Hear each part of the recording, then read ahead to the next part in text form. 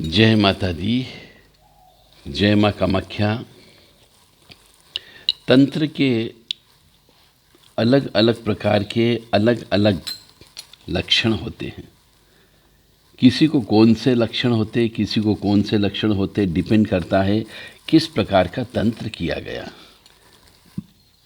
अब किस प्रकार के तंत्र से मतलब है, पुतली तंत्र किया गया है कि कच्चे मसान का किया गया है कि पक्के मसान का किया गया है, कब्रिस्तान का किया गया है या तिराहे चौराहे का किया गया है, बलि देकर के दिया गया है या मिठाई देकर के किया गया है। ये तंत्र का अलग अलग सिस्टम होता है, अलग अलग परेशानी होती है और उसी के हिसाब से तंत्र का इलाज किया जाता है। जैसे कि एक उदाहरण ले लेता हूँ। ये सिम्टम किसी एक में ही हो सकते हैं कि यदि आपका सिर चकराता हो, सिर दर्द हमेशा बना रहता हो, आंखों में जलन रहती हो, आंखों में एक नशा जैसा रहता हो और छाती पर भी दबाव बढ़ता हो, पेट में भारीपन रहता हो, पेट में सुई जैसी चुभन भी महसूस होती हो, पैरों में सुइयां चुभती हो, हाथों और पैरों में आग निकलती हो, जलन होती है, पीठ में और गर्दन में दर्द रहता हो, तो मान करके चले ये ऊपरी बाधा के लक्षण हैं। शरीर में यदि शक्ति नहीं रहती, सब कुछ खा रहे पी रहे हैं, परंतु शक्ति नहीं रहती हो तो भी समझ जाओ ऊपरी बाधा लग गई है, तंत्र बाधा हो गई है। तो पूरे शरीर का बंधन कर दिया गया हो, हम प्रयास कर रहे हैं अच्छे से अच्छा बने, परंतु प्रयास सफलता नहीं मिलती हो, तो भी समझ जाइए कि ऊपरी बाधा लग चुकी है। तो इस प्रकार से पैरों को जकड़ दिया जाता है, पुतली तंत्र के माध्यम से हाथों को बांध दिया जाता है, व्यवसाय को बांध दिया जाता है। मनुष्य को इस लायक नहीं बनाया जाता कि वो धंधा पानी कर सके, वो बार बार आलस्य की प्रकृति में रहता हो, आलस्य बहुत ज़्यादा आता हो, गोली दवाई पर निर्भर रहता हो, तो मान करके चले कहीं न कहीं पे पुतली तंत्र किया गया है या बंधन कर दिया गया है। ये सब होता है, मानो या न मानो, ये पूर्णतः सत्य है। और आप कब मानोगे? जब आप बर्बाद हो जाओगे।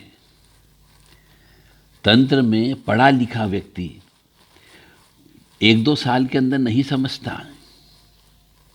जब किसी पे उसके परिवार के सदस्य के ऊपर तंत्र हो जाता है तो वो जब तक बर्बाद नहीं हो जाता, पैसे से 2-4-10 लाख रुपए खर्च नहीं कर देता, डॉक्टरों के पास में, गोली दवाई के पास में, इन्वेस्टिगेशन में, रिसर्च में, जब उसके बाद वो बैठक पर जाना प्रारंभ करता है तब वो लूटता भी है, बहुत से लोग उसे लूटते भी हैं।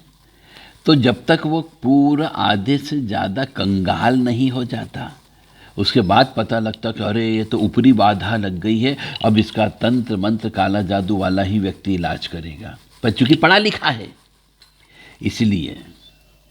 पर अपनी आंखें खोलो, तंत्र से बहुत से मनुष्य बर्बाद होते हुए देखे हैं और मरते हुए भी देखे हैं। मानो या न मानो, ये पूर्णतः सत्य है, तंत्र होता है। नहीं मानते हो तो एक प्रैक्टिकल कर लो। कोई भी नास्तिक व्यक्ति हो, उसको बात कर रहा हूँ, आस्तिक व्यक्ति को मैं नहीं बोल रहा कि आपको ये प्रैक्टिकल करना है। सिर्फ नास्तिक व्यक्ति जो नहीं मानता उनके लिए कि वो किसी भी दिन जब उनकी इच्छा हो शमशान चला जाए और शमशान जाने के बाद में वहाँ पे यदि कोई कफन का कपड़ा रखा हुआ मिल जाए तो कफन का कपड़े में थोड़ी सी शमशान की धूल और वहाँ की जली हुई डेड बॉडी की राख, बस ये बांध करके घर में ला करके रख लें। सिर्फ नास्तिक व्यक्तियों के लिए, उनको बताने के लिए कि तंत्र होता है या नहीं होता है। फिर वो स्वयं अनुभव करेंगे कि उनके जीवन में कितना अच्छा घटता है और कितना बुरा घटता है। यदि किसी भी व्यक्ति को, किसी भी परिवार को ये सिम्टम हो, वो ठीक करवाना हो, तो देव राधा ट्रस्ट से संपर्क कर सकते हैं। 9893128047 और 7649862712 पर संपर्क किया जा सकता है, केवल व्हाट्सएप के माध्यम से। जय माता दी, जय मां कामाख्या।